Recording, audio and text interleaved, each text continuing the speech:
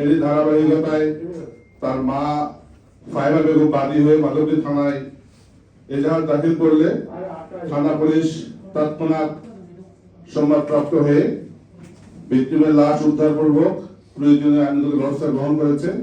শ্রদ্ধা তৈরি সহ মৃতার লাশের পোস্টমর্টম সম্পন্ন হয়েছে এবং বিধি মোতাবেক তা পরিবারের কাছে হস্তান্তর করা হলে তাকে দাফন করা হয়।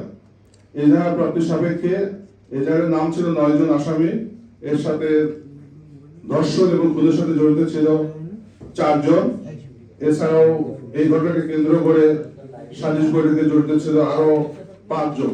টোটাল 9 জন আসামি নাম এজাহারভুক্ত ছিল। তাদের মধ্যে আমরা 4 জন ধর্ষণকারীকেই গ্রেপ্তার করতে নরসিংদী জেলা পুলিশ সক্ষম হয়। পাশাপাশি যারা সালিশ করেছিল তাদের মধ্যে আমরা 3 জনকে ইতিমধ্যে গ্রেপ্তার করেছি।